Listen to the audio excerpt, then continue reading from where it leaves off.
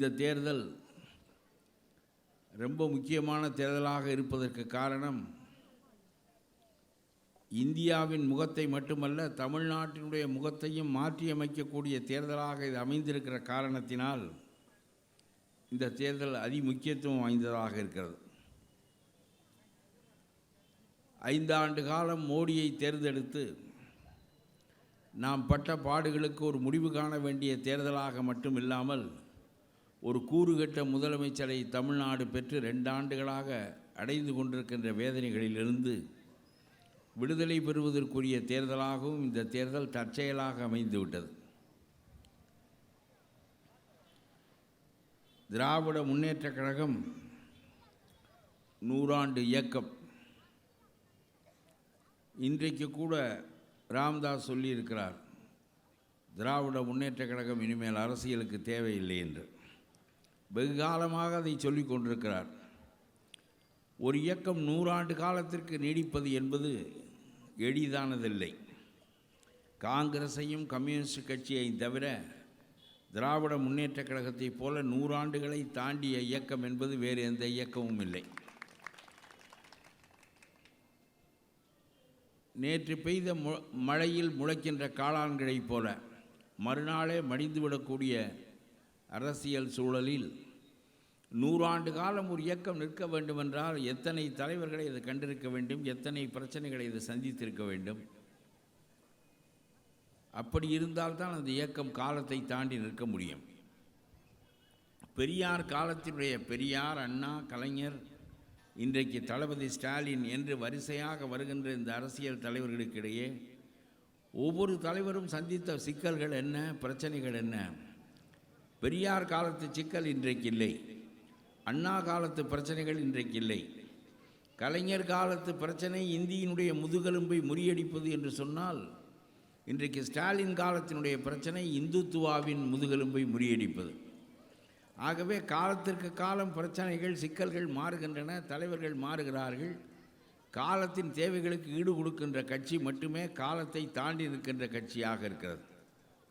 ஆனால் ராமதாஸ் சொல்லுகிறார், திராவிட இயக்கம் இனிமேல் தேவையில்லை என்று. இப்படித்தான் ஏற்கனவேயும் சொன்னார். 2 திராவிட இயக்கங்களோடும் ஒட்டும் இல்லை, உறவும் இல்லை என்று சொன்னார். அதற்கு முன்னால் திராவிட இயக்கங்களின் ஆதரவோடு அவருடைய மகன் வெற்றி பெற்று, கலைஞரின் ஆதரவோடு வெற்றி பெற்று மத்திய அரசாங்கத்தில் மந்திரியாக இருந்த நிலைக்கு மாறாக எந்த காலத்திலும் வாளாகவும் தோளாகவும் இருந்து என்ன செய்வது என்று தலையாக மாறுவது என்று கருதி இனிமேல் யாரோடும் கூட்டும் இல்லை, ஒட்டும் இல்லை என்று சொன்னவர், கார் உள்ள அளவும், கடல் உள்ள அளவும், நீர் உள்ள அளவும், நிலம் உள்ள அளவும் திராவிட இயக்கங்களோடு உறவில்லை என்று சொன்னவர், இப்பொழுது ஒரு திராவிட இயக்கத்தோடு ஒட்டு உறவு வைத்திருக்கிறார். ஒரு 6 மாதத்திற்கு முன்னால் சொன்னால் 70,000 கோடியை கொள்ளையடித்து விட்டார்கள் அண்ணா திராவிட முன்னேற்ற கழகத்தினர்.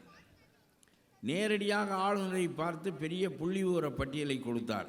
எதிலே கொள்ளையடித்தார்கள், எப்படி கொள்ளையடித்தார்கள். இவ்வளவு பகிரங்கமாக கொள்ளையடிக்கின்ற செயலை செய்கின்ற இவர்களுடைய ஆட்சி நீடிக்கலாமா? ஆகவே இவர்களுடைய ஆட்சி இறக்கப்பட வேண்டும் என்று சொல்லி ஆளுநரிடம் மனு கொடுத்தார். 6 மாதம் கழித்து அதே அண்ணா திராவிட முன்னேற்ற கழகத்தோடு கூட்டு சேர்ந்திருக்கிறார். அவர்களிடம் 7+1+ அது சொல்லப்படவில்லை. 7 என்பது நாடாளுமன்றத்தில் நிற்பதற்கான இடம், 1 என்பது மாநிலங்களவைக்கு போட்டியிடுவதற்கான இடம். சரி, 7+1 என்பது சரி. அதற்கு பிறகு சொல்லாமல் விடப்பட்ட அந்த ரகசியம் 500 கோடி. 7+1+500 கோடி என்று பேரம் பேசி இந்த தேர்தலில் ஒரு கூட்டணி சேர்ந்திருக்கிறார். நான் கேட்கிறேன், எடப்பாடியை வைத்து கொண்டு பத்திரிகையாளர்களை சந்திக்கிறாரே நம்முடைய ராமதாஸ், ரகசியமாக 500 கோடி தேர்தல் நிதி தர வேண்டும் என்று ராமதாஸ் பேசி அந்த பேரம் முடிவான பிறகு எடப்பாடி என்ன நினைத்திருப்பார்? 70,000 கோடியை கொள்ளையடித்தேன் என்று நீ சொன்னாயே, ஒரு நாளைக்கு நீயும் வந்து என்னிடம் 500 கோடி கேட்பாய் என்பதனால் அதற்கும் சேர்த்து கொள்ளையடிக்க வேண்டிய கட்டாயம் எனக்கு ஏற்பட்டது என்று கருதியிருக்க மாட்டாரா? கொள்ளையடிக்கின்ற மனிதர்களிடம் கொள்ளையில் பங்கு கேட்பது என்கின்ற நிலை வந்தால், களவாடப் போகின்றவன் துப்பு செல்வனுக்கு பணம் கொடுப்பது போல பாதுகாத்தவனுக்கு பணம் கொடுப்பது போல நீயும் அடித்து வைத்திருக்கிற கொள்ளையில் இவர்களுக்கெல்லாம் பங்கு பிரித்து கொடுக்கின்ற நிலைமையும் இதை பெறுகின்ற நிலைமையும் ராமதாஸுக்கு இருக்குமானால் உங்களுடைய அரசியலின் நம்பகத்தன்மை முற்றிலும் அழிந்து விடாதா என்று நான் கேட்கின்றேன். நாங்கள் கொள்கைக்காக இருக்கிறவர்கள், கூட்டு மட்டும் எங்களுக்கு முக்கியமில்லை என்று சொல்லி இவற்றையெல்லாம் நிறைவேற்றி தந்தால்தான் என்று எடப்பாடியை வைத்து கொண்டு பேசினார். அவர் முதலில் வைத்த நிபந்தனை நாட்டில் அரசு மதுவிலக்கை கொண்டு வர வேண்டும் என்பதுதான். எடப்பாடி இதழோரமாக ஒரு சிறிய புன்னகையை உதிர்த்தார். எப்படி மதுக்கடையை ஒழிக்க முடியும்? 30,000 கோடி அரசாங்கத்திற்கு வருமானம் வருகிறது. அதை வைத்து கொண்டு தான் நம்முடைய எடப்பாடி பொங்கலுக்கு 1000 கொடுக்கிறார், வறுமை கோட்டுக்கு கீழே இருக்கிறவர்களுக்கு 2000 கொடுப்பதாக சொல்லுகிறார். எப்படி இதை ஒழிக்க முடியும்? நம்முடைய தமிழ்நாட்டு அரசாங்கத்தினுடைய வருமானம் 1.5 லட்சம் கோடி. 100 ரூபாய் அரசாங்கத்தினுடைய வருமானம் என்று சொன்னால் அதில் 50% 50 ரூபாய் அரசாங்க ஊழியர்களுக்கு, ஆசிரியர்களுக்கு, மற்றவர்களுக்கு சம்பளம் கொடுப்பதற்கு போய்விடுகிறது. மீதமுள்ள 25 ரூபாய் இந்த ஊழியர்கள் மற்றவர்களுக்கு ஓய்வூதியம் கொடுப்பதற்கு 25 ரூபாய் போய்விடுகிறது. 100 ரூபாயில் 75 ரூபாய் போன பிறகு மீதமுள்ள 19 ரூபாய் ஏற்கனவே ஜெயலலிதா காலத்திலிருந்து எடப்பாடி காலம் வரையிலும் இவர்கள் வாங்கி வைத்திருக்கிற 4 லட்சம் கோடிக்கு வட்டி கட்டுவதற்கு 20 ரூபாய் போய்விடுகிறது. மீதம் இருப்பது வெறும் 6 ரூபாய். 100 ரூபாய்க்கு 6 ரூபாய். இந்த 6 ரூபாயை வைத்துக்கொண்டு நாடாள முடியாது. மத்திய அரசாங்கத்திடமிருந்து நமக்கு வர வேண்டிய பங்கு ஒரு 42,000 கோடி வருகிறது. இந்த 42,000 கோடியையும் இந்த 6% பணத்தையும் வைத்து கொண்டு தான் எடப்பாடி இந்த அரசாங்கத்தை நடத்த முடிகிறது. இதில் 30,000 கோடி மதுவின் காரணமாக வருகின்ற வருமானம் நிறுத்தப்பட்டு விட்டால் இந்த அரசாங்கம் இடைத்தட்டிலேயே முறிந்துவிடும். ஆகவே நம்முடைய ராமதாஸ் சொல்லுகிறார், இதையெல்லாம் நீங்கள் நிறுத்தி விடுங்கள் என்று. நான் கொள்கையில் மாறவில்லை என்று காட்டிக்கொள்வதற்காக இதை சொல்லுகிறாரே தவிர எடப்பாடி சொல்ல வேண்டாமா? ராமதாஸினுடைய வேண்டுகோளுக்கு இணங்க 6 மாதத்தில் அல்லது 3 மாதத்தில் இது ஓராண்டு காலத்திற்குள்ளாக மதுக்கடைகளெல்லாம் நாட்டிலே மூடப்படும் என்று சொல்லியிருக்க வேண்டாமா? சொன்னாரா? ஏன் சொல்லவில்லை என்று இவர் கேட்டாரா? முன்பெல்லாம் கல்வி நிறுவனங்களை அரசுகள் நடத்தின, மதுக்கடைகளை தனியார்கள் நடத்தினார்கள். இப்பொழுது கல்வி நிறுவனங்களை எல்லாம் தனியார்கள் நடத்தி பெருங்கொள்ளை அடிக்கிறார்கள், மதுக்கடைகளை அரசாங்கம் நடத்துகிறது. எல்லாமே தலைகீழாக மாறிவிட்டது. என்ன ஆட்சி செய்கிறார்கள் என்று கேட்கின்றேன். எந்த வகையில் இந்த ஆட்சி தகுதி வாய்ந்த ஆட்சியாக இருக்கிறது? கடந்த 2 ஆண்டு காலமாக எப்படியோ அந்த நாற்காலியில் ஒட்டி கொண்டிருப்பதற்குரிய வித்தையை கற்று வைத்திருக்கிறாரே தவிர இவர் முதலமைச்சரான விதத்தை ஜெயா டிவியில் விடாமல் போட்டு காட்டுகிறான். சசிகலா ஜெயலலிதா இறந்த பிறகு மேடையில் நின்று கொண்டிருக்கிறார். பெரிய கூட்டம் மேடையை சூழ்ந்திருக்கிறது. அப்பொழுது ஒரு பிராணி முழங்கையை ஊன்றி முழங்காலை ஊன்றி மெல்ல நகர்ந்து வந்து கொண்டே இருக்கிறது. நான் கூட நினைத்தேன் இது வித்தியாசமான பிராணியாக இருக்கிறதே என்று பார்த்து கொண்டிருந்த போது சசிகலாவின் காலை வந்து அந்த பிராணி தொட்டு விட்டு நிமிர்ந்த போது தான் வேட்டி சட்டை கட்டியிருந்த காரணத்தினால் இது பிராணி இல்லை, எடப்பாடி என்று எனக்கு தெரிந்தது. ஒரு முதலமைச்சராக ஆவதற்கு முழங்கையாலும் முழங்காலாலும் ஊர்ந்து சென்று சசிகலாவினுடைய காலை தொட்டு எப்படியோ அந்த பதவியை இதுபோல எல்லாரும் வளைந்து நிமிர்ந்து கும்பிட்டுத்தான் இந்த இடங்களை பெறுகிறார்கள் என்றாலும் இப்படி ஊர்ந்து சென்று பெற்ற ஒரே ஒரு மனிதர் எடப்பாடி தான். அந்த பதவியை பெற்றுக்கொண்ட பிறகு சசிகலா சிறைக்கு போய்விட்டார். இனிமேல் இவர் நமக்கு பயனற்றவர் என்கின்ற அடிப்படையில் நம்முடைய எடப்பாடி டில்லியை நோக்கி திரும்பிக் கொண்டார். இனிமேல் நம்முடைய ஆட்சியை காப்பாற்றுவதற்கு மோடியால் தான் முடியுமே தவிர சசிகலாவை நம்பி பயனில்லை என்று சொல்லி அவர் டெல்லியை நோக்கி புறப்பட்டார். முதல் முறையாக டெல்லிக்கு சென்று நம்முடைய மோடியை சந்திக்க இருக்கிறார். இவருக்கு ஹிந்தி தெரியாது. ஆகவே பக்கத்தில் இருக்கின்றவர்கள் கேட்கிறார், முதல் மந்திரி என்பதை எப்படி இந்தியிலே சொல்வது என்று. அவர்கள் முக்கிய மந்திரி என்று சொல்லிக் கொடுக்கிறார்கள். உடனே சரி போதும், இது போதும் என்று சொல்லிவிட்டு டெல்லிக்கு போனார். அங்கே மோடியினுடைய செயலாளர் அங்கே வாசலிலே இருந்தார். அவரிடம் போய் தமிழ்நாட்டினுடைய முக்கிய மந்திரி என்று சொன்னார். உடனே அவன் சொன்னான், போன வாரம் ஒருவர் வந்தார், அவரும் முக்கிய மந்திரி என்று சொன்னாரே, இப்பொழுது நீ சொல்லுகிறாயே என்று அவன் கேட்டான். உடனே இவர் சொன்னார், போன வாரம் அவர்தான் முக்கிய மந்திரி, இந்த வாரம் நான் தான் முக்கிய மந்திரி என்று இவர் சொன்னார். அவர் கேட்டார், ரொம்ப தமிழ்நாட்டுக்காரர்கள் அறிவாளிகள் என்று நான் கேள்விப்பட்டிருக்கிறேன், வாரத்துக்கு ஒரு முக்கிய மந்திரியை தேர்ந்தெடுக்கிறார்களே என்று சொல்லிவிட்டு, சரி சீட்டை கொண்டு போய் உள்ளே கொடுக்கிறேன் என்று சொல்லிவிட்டு மோடியிடம் போய் தமிழ்நாட்டின் முக்கிய மந்திரி வந்திருக்கிறார் என்று சொன்னார். மோடிக்கு தெரியும். உடனே இவரை வரவேற்பதற்கு எழுந்து நின்றார். ஒரு மதிப்பு கொடுத்து உள்ளே கதவை திறந்து கொண்டு இவர் உள்ளே நுழைந்தார். நுழைந்தவுடன் மோடி ஒரு மரியாதை கொடுப்பதற்காக கை ரெண்டையும் இப்படி நீட்டிக்கொண்டு அவரை வரவேற்றார். கை ரெண்டை நீட்டிக்கொண்டு வரவேற்றால், நீயும் ஒரு நாட்டினுடைய பிரதிநிதி, ஆகவே நீ போய் அவருடைய கைகளை பற்றி கொண்டு மகிழ்ச்சி தெரிவித்து குசலம் விசாரித்து விட்டு உட்கார்ந்து அரசியலை பேசலாம். ஆனால் கையை நீட்டி கொண்டிருக்கிற மோடியினுடைய கையை போய் சமமாக பற்றி குலுக்கினால் அவர் உனக்கு அவ்வளவு திமிரா என்று நினைத்து விடுவாரோ என்று அஞ்சி நீட்டி கொண்டிருக்கின்ற அந்த கையில் போய் நம்முடைய எடப்பாடி தன்னுடைய முகத்தை, இதையெல்லாம் ஜெயா டிவியிலே தான் காட்டினான், எனக்கு இதெல்லாம் தெரியாது. முகத்தை இப்படி வைத்தார், இப்படி வைத்தார், இப்படி வைத்தார், இப்படி வைத்தார், தேய் என்று தேய்க்கிறார். அது என்ன நயன்தாரா கையா இந்த தேய்க்கிறாய்?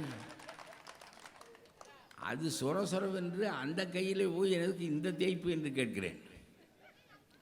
அவருடைய நோக்கம், உனக்கு நான் அடைக்கலம், என்னுடைய ஆட்சியை காக்க வேண்டியது உன்னுடைய பொறுப்பு என்கின்ற செய்தியை மோடிக்கு அவர் தெரிவித்தார். சரி, நமக்கு ஒரு அடிமை, நம்முடைய கட்சியை சாராத ஒரு கொத்தடிமை தமிழ்நாட்டில் நமக்கு வாய்த்திருக்கிறார் என்று சொல்லி மோடி அன்றிலிருந்து இன்றைக்கு வரையிலும் எடப்பாடியினுடைய ஆட்சியை காப்பாற்றி வைத்திருக்கிறார். ஒரு பெரிய போலீஸ் அதிகாரி குட்கா ஊழலில் சம்பந்தப்படுகிறார், மந்திரி சம்பந்தப்படுகிறார், மற்றவர்களெல்லாம் சம்பந்தப்படுகிறார்கள். ஆனால் நம்முடைய மோடி இவற்றையெல்லாம் பார்த்து கொண்டிருப்பதற்கு காரணம், ஒரு கொத்தடிமை நமக்கு தமிழ்நாட்டில் கிடைத்திருக்கிறார் என்கின்ற அடிப்படை தான்.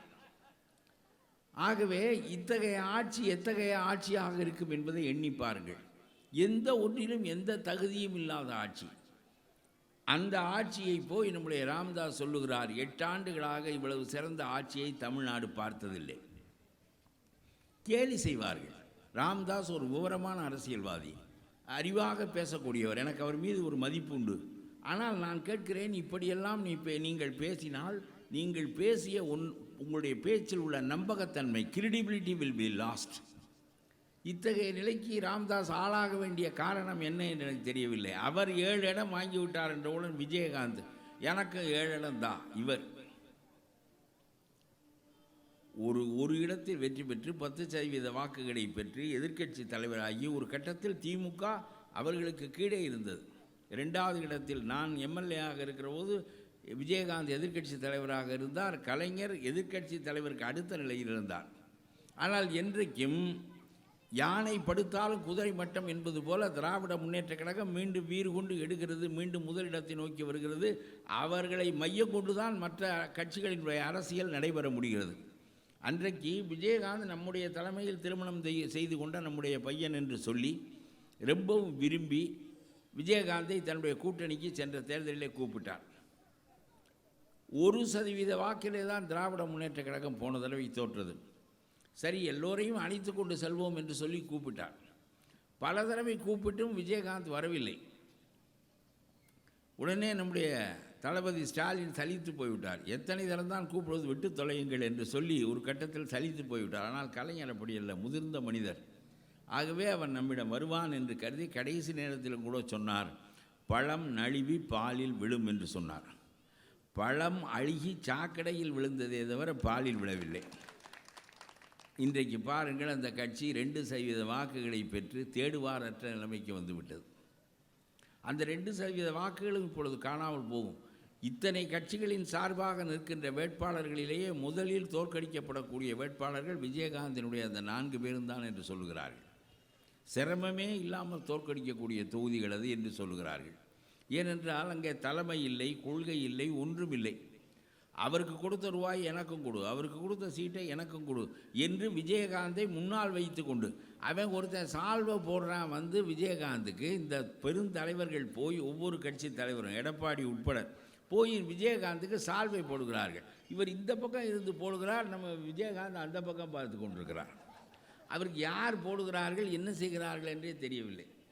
அவ்வளவு மோசமாக அவருடைய உடல்நலம் பாதிக்கப்பட்டிருக்கிறது. அவரை முன்னால் வைத்துக்கொண்டு அவருடைய துணைவியாரும் மைத்துனனும் ஒரு பெரும் பணத்தை திரட்டி இப்பொழுது தேர்தலை சந்திக்கின்ற நிலைமைக்கு வந்திருக்கிறார்கள். ஆகவே ஆகாத மனிதர்களெல்லாம் சேர்ந்து அமைந்திருக்கின்ற கூட்டணி அது ஒன்றும் தேரப்போவதில்லை. 18 இடங்கள் இன்றைக்கு இடைத்தேர்தல் சட்டமன்றத்திற்கு நடைபெறுகிறது என்பது ஒரு பெரிய மாற்றத்திற்கான அறிகுறி. இந்த தலைவலியை இழுத்து கொண்டவர் நம்முடைய எடப்பாடி தான். இந்த 18 பேரில் 8 இடங்களை வெற்றி பெற்றால்தான் எடப்பாடியினுடைய ஆட்சி நிற்கும். 8 இடங்களில் வெற்றி பெறுவது என்பது நடக்கக்கூடிய ஒன்றே இல்லை. 1-2 இடங்களில் அவர் வெற்றி பெற்றாலே பெரிய விஷயம். அவருடைய வாக்குகளை போதுமான அளவு பிரிப்பதற்கு அவருடைய மச்சான் தினகரன் பெரிய அளவிற்கு களத்தில் நிற்கிறார். ஆகவே இவர்கள் 2 பேரும் போட்டி போட்டுக்கொண்டு அடித்து கொண்டு நாறுவதில் நாம் நம்முடைய பாதையில் தனித்து நடக்க இருக்கின்றோம். அத்தகைய நிலைதான் இன்றைக்கு இருக்கிறது. 18 இடங்கள் மாறுகின்ற போது 8 இடங்கள் வெற்றி பெற முடியாத நிலைமை ஏற்படுகிற போது தமிழ்நாட்டு அரசியல் மாறும். நாம் உடனடியாக ஆட்சிக்கு வருகின்ற நிலை என்பது 1-2 இடங்களை 18 இடங்களை நாம் பெறுகின்ற நிலைமையும், அதற்கு பிறகு கூட நான் சொல்கிறேன், திராவிட முன்னேற்றக் கழகம் கொடுக்கின்ற அழுத்தத்தின் காரணமாக எடப்பாடியினுடைய அரசு கவிழ்ந்துவிடும். மோடி டில்லியிலே கவிழ்வார், ராகுல் காந்தி டில்லியிலே அமர்கின்ற போது இங்கே நம்முடைய எடப்பாடி கீழே இறங்க வேண்டிய நிலை ஏற்படும். மோடி கவர்னரை வைத்து கொண்டு காப்பாற்றி கொண்டிருந்த அந்த ஆட்சி இதோடு முடிவடைகின்ற நிலைமைக்கு வரும். எப்படி இருக்க முடியும்? 18 பேரும் இவர்கள் சொல்லுகிறார்கள், இன்றைக்கு கூட எடப்பாடி சொல்லியிருக்கிறார், துரோகிகள் இவர்களெல்லாம் என்னுடைய ஆட்சிக்கு எதிராக இருந்தார்கள், பதவிகளை இழந்தார்கள் என்று சொல்லுகிறார். நமக்கு தினகரனை பற்றி எந்த கவலையும் இல்லை. இவர்களையெல்லாம் ஒரு கட்சியாகவே நாம் மதிக்கவில்லை. அது வேறு. அண்ணா திராவிட முன்னேற்றக் கழகம், அம்மா திராவிட முன்னேற்றக் கழகமாகி தீபா திராவிட முன்னேற்றக் கழகம் வரையிலும் வளர்ச்சி அடைந்தது. அந்த பெண் கட்சி ஆரம்பித்த போது தமிழ்நாட்டு அரசியல் எவ்வளவு கேவலமாக போய்விட்டது என்பதற்கு நான் ஒன்றை பார்த்தேன். அந்த சமயத்தில் நான் வெளியூர்களுக்கு செல்கின்ற போதெல்லாம் தீபா படத்தை வைத்து பெரிய பெரிய பேனர்கள் வைத்திருப்பார்கள். தமிழ்நாட்டில் 3 துறைக்கு மந்திரியாக இருந்த கண்ணப்பன் தீபாவினுடைய கட்சியில் போய் சேர்ந்தார். என்னோடு எம்எல்ஏயாக இருந்த மலர்மன்னன் அந்த கட்சியில் போய் சேர்ந்தார். எனக்கு ஆச்சரியமாக இருந்தது, என்ன இந்த பெண்ணை நம்பி இப்படி போகிறார்களே, என்ன இந்த பெண்ணிடம் இருக்கிறது என்று கேட்டால் ஜெயலலிதாவை போல இருக்கிறார் என்று சொல்கிறார்கள். இவையெல்லாம் இந்த நாட்டில் அரசியல் தலைவராவதற்கு போதுமான தகுதிகள். அப்புறம் கொஞ்ச நாள் கழித்து தீபா தன்னுடைய டிரைவரை பொதுச் செயலாளராக்கினார். அன்றைக்கு ஓடி வந்தவர் தான் கண்ணப்பன். எந்த யோசனையும் இல்லாமல் தமிழ்நாடு வந்து விட்டதே. ஒரு காலத்தில் அண்ணா அரசியல் நடத்திய இடம், காமராஜர் அரசியல் நடத்திய இடம், ராஜாஜி அரசியல் நடத்திய இடம், எவ்வளவு அறிவுக்கூர்மை மிகுந்த தமிழ்நாடு, அதெல்லாம் போய் இன்றைக்கு யார் யாரும் தலைவராகலாம், ஒவ்வொருவரும் கட்சி வைக்கலாம் என்கின்ற நிலைமை ஏற்பட்டது என்பது தமிழ்நாட்டினுடைய மிகப்பெரிய வீழ்ச்சி. இவர் சொல்லுகிறார், 18 பேரும் எனக்கு துரோகம் செய்தார்கள், ஆகவே பதவியை இழந்தார்கள் என்று. நான் கேட்கிறேன், தினகரனுக்காக அல்ல, நான் கேட்கிறேன், 18 பேரும் உன்னை எதிர்க்கக்கூடாதா என்று கேட்கிறேன். ஒரு முதலமைச்சரை எதிர்த்து எனக்கு இவரின் மீது நம்பிக்கை இல்லை என்று சொல்வதற்கு ஜனநாயகத்தில் உரிமை இருக்கிறதா இல்லையா? யார் வேண்டுமானாலும் சொல்லலாம். ஆனால் நீ அவர்களை நீக்கினாய், சபாநாயகரை துணையாக வைத்து கொண்டு கோர்ட்டும் அதை ஒப்புக்கொண்டது என்பதுதான் இதில் மிகப்பெரிய மோசமான நிலைமை. சபாநாயகர் எது வேண்டுமானாலும் செய்யலாம், அவருக்கு உரிமை இருக்கிறது என்று கோர்ட்டு சொன்னது. நான் கேட்கிறேன், ராஜாஜி இந்த நாட்டினுடைய முதலமைச்சராக இருந்தபோது, அவர் குலக்கல்வி திட்டத்தை கொண்டு வந்தபோது, அதே கட்சியில் இருந்த காமராஜ் தன்னுடைய எம்எல்ஏக்களை திரட்டி கொண்டு இந்த திட்டத்தை நீங்கள் திரும்ப பெறுங்கள், இல்லாவிட்டால் நாங்கள் நம்பிக்கையில்லா தீர்மானம் கொண்டு வர நேரிடும் என்று சொன்னார். நீங்களெல்லாம் துரோகிகள், எனக்கு எதிராக வரிந்து கட்டி கொண்டு நிற்கிறீர்கள், சபாநாயகரிடம் சொல்லி உங்களையெல்லாம் நான் கட்சியை விட்டு நீக்கி விடுவேன், ஆட்சியை விட்டு பதவியை விட்டு நீக்கி விடுவேன் என்று ராஜாஜி சொல்லவில்லை. நம்பிக்கையில்லா தீர்மானத்தின் மீது விவாதம் நடந்தது. அண்ணாவால் பெரியாரால் அந்த திட்டங்கள் எதிர்க்கப்பட்டாலும் கூட ராஜாஜி பதவி இழந்தது என்பது காமராஜரும் பிற எம்எல்ஏக்களும் நம்பிக்கையில்லா தீர்மானத்தில் போட்ட வாக்குகளின் காரணமாகவே தவிர சொந்த கட்சிக்காரனை நம்பிக்கையில்லா தீர்மானம் கொண்டு வந்து தோற்கடிக்கின்ற ஜனநாயகம் தமிழ்நாட்டில் இருந்தது. அதன் காரணமாக ராஜாஜி வீட்டுக்கு போய்விட்டார். ஆனால் நம்முடைய எடப்பாடி சொல்லுகிறார், என்னை எதிர்த்தார்கள் 18 பேரும் துரோகிகள் என்று சொல்கிறார். நீ என்ன கடவுளா என்று கேட்கிறேன், உன்னை எதிர்க்கக்கூடாதா? உன்னுடைய ஆட்சி சரியில்லை, நீ மோசமான ஆட்சிக்காரன் என்று சொன்னால் அதை எதிர்ப்பதற்கு உரிமை இல்லையா? இது நல்ல முறையே இல்லை. கோர்ட் ஏன் இப்படி ஒரு தீர்ப்பை அளித்தது என்பதை என்னால் புரிந்து கொள்ள முடியவில்லை. கோர்ட்டு சொன்னது சபாநாயகருக்கு அந்த உரிமை இருக்கிறது என்று. நான் கேட்கிறேன், ஒரு ஆட்சியாளன் மோசமான ஆட்சியாளன் என்றால் எம்எல்ஏக்கள் கூடி அந்த ஆட்சியாளனை இறக்குவதற்கு ஜனநாயக நாட்டில் நம்பிக்கையில்லா தீர்மானம் கொண்டு வந்து இறக்குவதற்கு உரிமை இருக்கிறது. அப்படி இல்லாமல் ஒரு முதலமைச்சர் கொறடாக்கள் சொல்லுகிறார்கள் என்பதற்காக நம்முடைய நாட்டிலே கட்சித்தாவல் தடை சட்டம் என்கின்ற முட்டாள்தனமான சட்டத்தை கொண்டு வந்து 10 ஆண்டு காலமாக இந்தியாவிலே வைத்திருக்கிறார்கள். அதுக்கு ஆன்டி டிஃபெக்ஷன் லா என்று பெயர். கொறடா இப்படி நீ வாக்களிக்க வேண்டும் என்று உத்தரவிட்டு விட்டால் கொறடாவின் உத்தரவை மீறி ஒரு எம்எல்ஏ வாக்களிப்பாரையானால், எம்பி வாக்களிப்பாரையானால் தன்னுடைய பதவியை இழந்து விடுவார் என்று சட்டம் செய்த முட்டாள்கள் இந்தியாவிலே தான் இருக்கிறார்கள். அமெரிக்காவிலே இல்லை, பிரிட்டனிலே இல்லை, உலகத்தில் உள்ள எந்த ஜனநாயக நாட்டிலும் இல்லை. அமெரிக்காவிலே தன் சொந்த ஜனாதிபதியை எதிர்த்து அவருடைய கட்சிக்காரன் ஓட்டளிப்பான், எதிர்கட்சிக்காரன் இந்த ஜனாதிபதிக்கு வாக்களிப்பான். ஜனநாயகம் என்பது பிரச்சனைகளின் அடிப்படையில் வாக்களிப்பதற்கும் மக்களுக்குரிய பிரச்சனைகளை தேர்ந்து கொள்வதற்குமான உரிமைதான். அது அல்லாமல் கொறடாவை விட்டு முதலமைச்சர் உத்தரவிடுவார். அவர் உத்தரவிட்டு விட்டால் எல்லா எம்எல்ஏக்களும் வாக்களிக்க வேண்டும் என்று சொன்னால் கடைசியில் முதலமைச்சர் முதலாளியாகி விடுவார். கொறடாக்களின் மூலமாகவே தன்னுடைய எம்எல்ஏக்களை கட்டுப்படுத்தக்கூடிய அதிகாரத்தை பெற்று விடுவார்.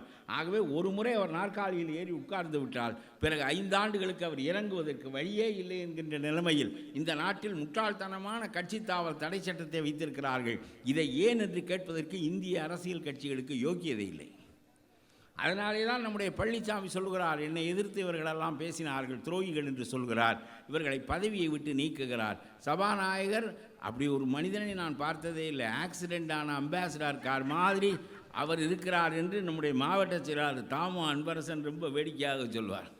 அவருடைய முகம் எப்படி இருக்கிறதா, அவர் உட்கார்ந்து இருக்கிற தோரணை ஆக்சிடென்டான அம்பாசிடர் கார் மாதிரி இருக்கிறார் என்று சொல்வார். ஒரு தகுதியும் இல்லாத மனிதர்களெல்லாம் சபாநாயகர்களாவதும் மந்திரிகளாவதும், செல்லூர் ராஜு நம்முடைய திண்டுக்கல் மந்திரி, எவ்வளவு கேவலமான மனிதர்களெல்லாம் இங்கே மந்திரிகளாக ஆகிறார்கள் என்பதை எண்ணிப்பார்கள். ஆகவே நான் சொல்லுகிறேன், இந்த 18 பேருக்கும் தேர்தல் நடப்பது என்பது நீயாக தேடிக்கொண்ட தலைவிதி. உன்னுடைய ஆட்சியை இந்த மக்கள் மீண்டும் நிர்ணயிக்கின்ற காலம் வரும். 5 ஆண்டு காலம் நாம் காத்திருக்க வேண்டுமோ என்று கவலைப்பட்டதற்கு மாறாக இந்த தேர்தல் எடப்பாடியை கீழே இறக்கி விடுகின்ற தேர்தலாக இருக்கிறது என்பதையும் நான் உங்களுக்கு சொல்லிக்கொள்ள விரும்புகிறேன். ஆகவே மோடியும் எடப்பாடியும் சேர்ந்து போக வேண்டிய தேர்தல். பல சமயங்களில் நம்முடைய எடப்பாடி சொல்லுகிறார், மோடி எவ்வளவு பலமான பிரதமர், we need a stable government, we need a strong government, we need a strong leader என்று இவர்கள் பேசுவதாக ஆங்கில பத்திரிகைகள் வரிந்து கட்டி கொண்டு எழுதுகின்றன. நான் கேட்கிறேன், அவர் ரொம்ப முரட்டுத்தனமான தலைமை அமைச்சர், மென்மையான தலைமை அமைச்சர் அல்ல. நாட்டினுடைய போக்குகளுக்கும் பல்வேறு ஜாதிகள், பல்வேறு மதங்கள், பல்வேறு வகையான மக்கள், பல்வேறு வகையான கலாச்சாரங்கள் உள்ள ஒரு நாட்டில் இந்துக்களின் நாடாக ஆக்க, முஸ்லீம்களை பகைக்குலமாக ஆக்குவதற்கு முயற்சி செய்கின்ற ஒருவர், இந்த நாட்டை பிரிவினைக்கு வித்திடுகின்ற ஒருவராக இங்கே வந்திருக்கிறார். இப்பொழுது அண்மையில் அவருடைய பெருமையை பார்த்தீர்களா? பயங்கரவாதிகள் நம்முடைய ஆட்களை கொன்று விட்டார்கள். 40 இராணுவ வீரர்கள் காஷ்மீரத்தில் புல்வா பகுதியில் கொல்லப்பட்டார்கள்.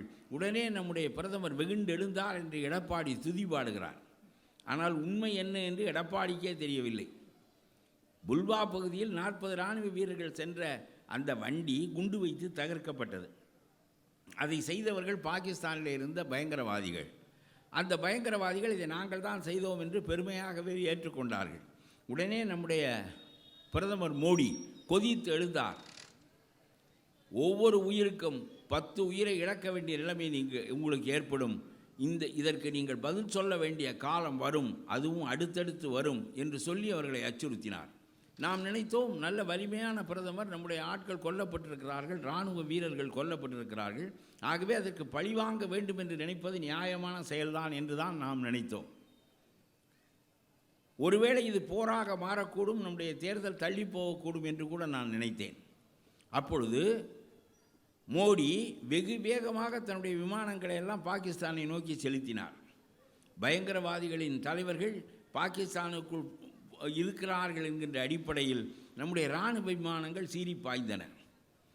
பெருங்குண்டுகளை சுமந்து கொண்டு பாய்ந்தன. இரவெல்லாம் விமானங்கள் சீறி பாய்ந்தன. இரவு முழுவதும் பாகிஸ்தானுக்குள் 150 கிலோமீட்டர் உள்ளே நுழைந்து, எல்லை பகுதியில் அல்ல, 150 கிலோமீட்டர் உள்ளே நுழைந்து மாறி மாறி குண்டுகளை பொழிந்தார்கள். அந்த விமானங்கள் எந்த சேதமும் இல்லாமல் திரும்பி வந்தன.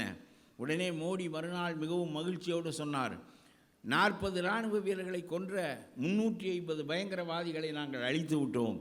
அவர்கள் தடயமில்லாமல் அழிந்து போனார்கள். நம்முடைய விமானங்கள் சேதமில்லாமல் திரும்பி வந்து விட்டன என்று ரொம்ப பெருமையாக சொன்னார் நம்முடைய மோடி. ஆகா, எவ்வளவு பெரிய வீரச் செயல் என்று நாம் கருதினோம். 2 நாள் கழித்து உலக பத்திரிகைகளெல்லாம் மோடி எந்த இடத்திலே குண்டு போட்டார் என்று படம் பிடித்து காட்டின. பயங்கரவாதிகள் இருப்பதாக கருதி கொண்டு இவர்கள் குண்டு போட்ட இடம் வெறும் பொட்டல் காடு. அதனுடைய விளைவாக ஒரு பயங்கரவாதியும் சாகவில்லை. பொட்டல் காட்டிலே பாகிஸ்தானிலே சமதளமாக இருந்த தரை பெரும் பள்ளமாக ஆனதை தவிர இந்திய இராணுவ விமானம் செய்த செயல் ஒன்றுமில்லை என்று அயல்நாட்டு பத்திரிகைகள் படம் பிடித்து வீடியோக்களின் மூலமும் ஃபோட்டோக்களின் மூலமும் காட்டிய பிறகு அதை எடுத்து நாம் பேசினால் உங்களுக்கு தேசபக்தி இருக்கிறதா என்று கேட்கிறார். இராணுவ செயலை நீங்கள் விமர்சனம் செய்யலாமா என்று கேட்கிறார். நான் கேட்கிறேன், நீ குண்டு போட்டு அந்த இராணுவ பயங்கரவாதிகளை அழித்திருந்தால் எங்களை விட மகிழ்கிறவர்கள் யாரும் இல்லை.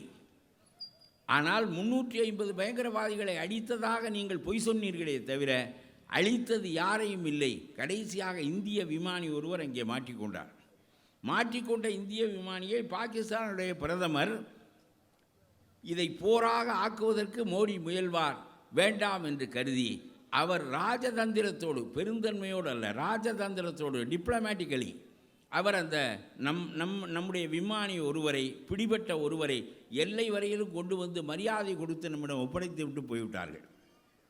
இதை காரணமாக காட்டி போரை தொடுக்கலாம் என்று கருதிய மோடிக்கு வேறு வழி இல்லாமல் அவரை கூப்பிட்டு, இவர் பாருங்கள் எவ்வளவு பெரிய வீரர், நீ அதற்கு என்ன செய்தாய் என்று கேட்கிறேன். அவரை பிடித்து கொண்டு திரும்ப மீட்டு கொண்டு வருவதற்கு நீ செய்த செயல் என்ன? நம்முடைய எடப்பாடி சொல்லுகிறார், அழுத்தம் கொடுத்த காரணத்தினால் அந்த விமானி திருப்பி அனுப்பப்பட்டார் என்று. ஏன் உண்மை அல்லாததை பேசுகிறீர்கள் என்று நான் கேட்கின்றேன். இந்திரா காந்தி ஒரு நாள் பாகிஸ்தானை 2 கூறாக பிளந்து விட்டார். ரொம்ப அதிக தொந்தரவு கொடுத்தார்கள் பாகிஸ்தான்காரர்கள். அந்த நாட்டின் மீது படையெடுத்து 18 நாட்கள் அந்த போர் நடந்தது. 18ஆவது நாளில் பாகிஸ்தான் 2ஆக பிளந்தது. ஒரு பகுதி பங்களாதேஷாக ஆனது, இன்னொரு பகுதி பாகிஸ்தானாக ஆனது. அவருடைய வாள் ஒட்ட நறுக்கப்பட்டது. இதை செய்த இந்திரா காந்தி வரலாற்றில் அது மாபெரும் செயல். எவ்வளவு பெரிய காரியங்களை எல்லாம் இதற்கு முன்னால் இருந்த பிரதமர்கள் செய்திருக்கிறார்கள். அதை விட்டு வெறும் பொட்டல் காட்டிலே போய் குண்டை போட்டு விட்டு 350 பேர் செத்து போனார்கள் என்று நீ சொன்னால் உலகம் சிரிக்கிறது. நாம் சிரிப்பது ஒரு பக்கம் இருக்கட்டும், இப்படித்தான் இந்திய பிரதமர்கள் இருப்பார்கள் போல் இருக்கிறது என்று அயல்நாட்டுக்காரர்கள் சிரிக்க மாட்டார்களா என்று கேட்கிறேன். ஆகவே அது மட்டுமல்ல, உடனே ஒரு 15 நாள் கழித்து அது எடுபடவில்லை என்றவுடன் விண்வெளிக்கு ராக்கெட்டுகளை அனுப்பி எதிர் வருகிற ராக்கெட்டுகளை மோதி அழிக்கக்கூடிய ஆற்றலை நம்முடைய இராணுவம் பெற்றிருக்கிறது என்பதை காட்டுவதற்காக ஒரு பெரிய பேச்சு ஒன்றினை 1 மணி நேரத்தில் இந்தியாவில் மாபெரும் செய்தி வெளியிடப்படும் என்று சொல்லி எதிர்பார்த்து கொண்டிருந்த மக்களுக்கு இந்த செய்தியை வெளியிட்டார். அது என்ன, முந்தா நாள் நீ ஆட்சிக்கு வந்த பிறகு உருவாக்கப்பட்ட விஞ்ஞான திட்டமாக அது? எதிரிகளின் ஏவுகணைகளை இடைமறித்து தாக்குகின்ற ஆற்றல் வாய்ந்த அந்த மின்கலங்களை இந்தியா உருவாக்கியது என்பது மன்மோகன் சிங் காலத்திற்கு முன்னால் இருந்து உருவாக்கப்பட்ட திட்டம். மன்மோகன் சிங் பணம் கொடுத்து பெருக்கிய திட்டம் அது. காங்கிரஸ்காரர்கள் செய்கின்ற செயல்களுக்கெல்லாம் நீ என்ன பெருமை பாராட்டி கொள்ளுகிறாய் என்று நான் கேட்கின்றேன். என்ன சிறப்பு உங்களிடம் இருக்கிறது? பண மதிப்பு இழப்பு என்கின்ற ஒரு கொள்கையை கொண்டு வந்தாய், டிமானிட்டைசேஷன். 15 லட்சம் கோடி கருப்பு பணத்தை பிடிக்கிறேன் என்று சொன்னாய். நாட்டு மக்களெல்லாம் அலையாய் அலைந்தார்கள். எந்த பணக்காரனுடைய கருப்பு பணத்தை நீ பிடித்தாய்? சுருக்கு பையில் பணம் வைத்திருக்கிற கிழவியெல்லாம் 1000 500 வைத்திருந்ததை போச்சு செல்லாமல் போய்விடுமே என்று பயந்து அவளும் போய் ஏடிஎம்முக்கு முன்னால் காத்து கொண்டு நின்றாள். இந்த 1000 500 இந்த சாதாரணமான பெண்களுடைய பணம், வீட்டிலே உள்ள பணம். இவர்கள்தான் 3 மாதம் 2 மாத காலம் பேங்குகளுக்கு அலைந்து தங்களுடைய பணங்களை மாற்றிக்கொண்டார்களே தவிர எந்த கருப்பு பணம் முன்னால் பிடிக்கப்பட்டது? ஜிஎஸ்டி வரி என்ற ஒரு வரியை கொண்டு வந்தாய். அது ஒரு குளறுபடியான வரி. நான் ஒரு நாள் சாப்பிடுவதற்காக போனேன், தோசை சாப்பிடுவதற்காக. அவனிடம் கேட்டேன், சாப்பிட்டு விட்டு தோசை எவ்வளவு என்று கேட்டேன். 50 ரூபாய் என்று சொன்னான். சரி என்று 50 ரூபாயை நான் கொடுத்தேன். அவன் இன்னும் ஒரு 9 ரூபாய் வேண்டும் என்றான். 50 ரூபாய் தானே, அதை கொடுத்து விட்டேனே என்றேன். இல்லை இல்லை, இந்த 9 ரூபாய் மோடிக்கு என்றான். 9 ரூபாய் மோடி வைத்திருக்கிற வரி. 50 ரூபாய் தோசைக்கு 9 ரூபாய் வரி போடுகிற நாடு உருப்படுமா என்று கேட்கிறேன். இது என்ன, அம்பானியும் அதானியுமா நம்முடைய கடைகளில் வந்து தோசை சாப்பிடுகிறார்கள்? சாதாரண மக்கள் சாப்பிடுகின்ற அந்த தோசைக்கு 9 ரூபாய் வரி. 18% அவர்கள் உணவுக்கு வரி விதிக்கின்ற முறை இந்த நாட்டில் இருக்குமானால் எப்படி ஏழைபாடுகள் வாழ முடியும்? எதற்கு வரி விதிப்பது? ஒரு நிதானம் வேண்டாமா என்று கேட்கிறேன் நான். உணவிலே சாப்பிடுவதற்கு வரி விதிக்கின்ற நாடு விளங்கப் போகின்ற ஒரு நாடு இல்லை. ஆகவே நான் சொல்லுகிறேன், அண்மையில் நான் ஜப்பானுக்கு சென்றிருந்தேன். ஜப்பானிலே எல்லா பொருள்களுக்கும் 8% தான் வரி. எல்லா பொருள்களுக்கும். நீ தோசை சாப்பிட்டாலும் 8%, கார் வாங்கினாலும் 8%, மருந்து வாங்கினால் 8%, எது வாங்கினாலும் 8% தான் வரி. இப்படி 8% வரி உள்ள ஒரு நாட்டில், வாங்க மாவட்டம், 8% வரி உள்ள ஒரு நாட்டில் அத்தனை பேர் வரி கட்ட விரும்புவார்கள். நீங்கள் மருந்து கடைக்கு போகிறீர்கள், பில் வேண்டும் என்று கேட்கிறீர்கள். அப்படி என்றால் வரி வரும் என்று அவன் சொல்லுகிறான். நீங்கள் அடுத்தாற்போல் என்ன சொல்வீர்கள்? பில் வேண்டாம், மருந்தை மட்டும் தா என்று சொல்வீர்கள். தக்குத்தானாக வரி விதிக்கின்ற நாட்டில் மக்கள் வரி ஏய்ப்பு செய்வதற்கு தயாராக இருப்பார்கள். எவேஷன் ஆஃப் டாக்ஸஸ் நடப்பதற்கு மிகப்பெரிய காரணம் நீங்கள் அரசினுடைய முட்டாள்தனம். ஒரு நிதானமாக ஜிஎஸ்டி வரியை 8% என்று விதித்திருக்கிற ஜப்பானில் வரி ஏய்ப்பு என்பது கிடையவே கிடையாது. இங்கே வரி ஏய்ப்பு எவ்வளவுக்கு முடியுமோ அவ்வளவுக்கு செய்ய எல்லாரும் முயல்வதற்கு காரணம் நீங்கள் போடுகின்ற மோசமான வரிமுறை. 5% 28%. ஒரு பொருளை நீங்கள் வாங்க போனால் 1 ரூபாய்க்கு வாங்கினால் 30 காசு நீங்கள் வரி கட்ட வேண்டும் என்றால் எவனால் கட்ட முடியும்? 100 ரூபாய்க்கு வாங்குகிற சாமானுக்கு 30 ரூபாய் வரி கட்ட வேண்டும். 1/3 பங்கு வரி கட்டுகின்ற நாடு இந்த நாடு தான். முட்டாள்தனமாக இந்த நாட்டை இவர்கள் இதுபோல நடத்தி கொண்டிருக்கிறார்கள். ஆனால் நீங்கள் எல்லாவற்றையும் வீணாக்குகிறீர்கள். உங்களுக்கு எப்படி திட்டங்கள் போடுவது என்று தெரியவில்லை. நம்முடைய எடப்பாடி உட்பட சொல்லுகிறேன், சேலம் 8 வழி பாதையை உருவாக்கினாரே நம்முடைய எடப்பாடி. இது எந்த வகையிலே அறிவுள்ள ஒரு திட்டம்? சேலத்திற்கு செல்வதற்கு 3 வகையான பாதைகள் இருக்கின்றன. ஒன்று ஆத்தூர் கள்ளக்குறிச்சி வழியாக செல்லலாம், இன்னொன்று திருப்பத்தூர் அரூர் வழியாக செல்லலாம், இன்னொன்று கிருஷ்ணகிரி தருமபுரி வழியாக செல்லலாம். இதில் இருப்பதிலேயே கள்ளக்குறிச்சி ஆத்தூர் வழியாக செல்லுகின்ற பாதை சுருக்க பாதை. அந்த பாதை இருக்கின்ற போது இன்னொரு 4வது பாதை ஒன்றை உருவாக்கினார். அவருடைய சொந்த ஊர் சேலம். ஆகவே அந்த சேலத்திற்கு ஒரு 8 வழி பாதை. நம்முடைய நாட்டில் 8 வழி பாதை எதற்குமே கிடையாது. 4 வழி பாதை தான் உண்டு. போவதற்கு 2, வருவதற்கு 2. இதுதான் சென்னையினுடைய நெடுஞ்சாலைகள். 8 வழி பாதையை ஒரு உருவாக்கினார். சேலம் மக்கள் ஆகா, இவ்வளவு பெரிய சாதனையை நம்முடைய சேலத்தைச் சேர்ந்தவர் முதலமைச்சராக இருக்கிற காரணத்தினாலே தான் கொண்டு வந்தார் என்று மக்கள் பாராட்டுவார்கள் என்று எண்ணினார். ஆனால் அவர் ஒரு பெரிய இரும்பு கம்பெனிக்கு சலுகை செய்வதற்காக அதை கொண்டு வந்தார் என்று பேசுகிறார்கள் என்பது ஒரு புறம் இருக்கட்டும். இந்த 8 வழி பாதைக்கு 10,000 கோடி ரூபாய் அவர் திட்டம் போட்டார். இந்த 8 வழி பாதை போடப்படுகிற காரணத்தினால் நஞ்சை நிலங்களெல்லாம் பாழாக்கப்பட்டன. சாலை போடுவதற்கு நஞ்சை நிலங்களை எல்லாம் ஆக்கிரமித்தார்கள். 3 போகம் விளைகிற மிகச்சிறந்த நஞ்சை நிலங்கள் எடுத்துக்கொள்ளப்பட்டன. மக்களெல்லாம் கதறினார்கள், எங்களுடைய நஞ்சை நிலங்களை ஏன் எடுத்துக்கொள்ளுகிறீர்கள் என்று கேட்டார்கள். அதற்கு அடுத்தாற்போல் இந்த பாதை போடுவதற்கு மலையை குடைந்தார்கள். மலையை குடைவதற்கு திட்டம் போட்டார்கள். மலையை குடைந்து காடுகளை அழித்து நஞ்சை நிலங்களை எடுத்துக்கொண்டு இந்த சாலையை நீ போடுவதன் மூலம் மக்கள் அடைய போகின்ற பலன் வெறும் 53 கிலோமீட்டர் தூரம் மிச்சமாகிறது. அவ்வளவுதான். வெறும் 53 கிலோமீட்டர் தூரம் மிச்சமாவதற்கு 10,000 கோடி ரூபாயை நீ செலவு செய்கிறாயே, நீ அறிவுடைய முதலமைச்சரா என்று நான் கேட்கின்றேன்.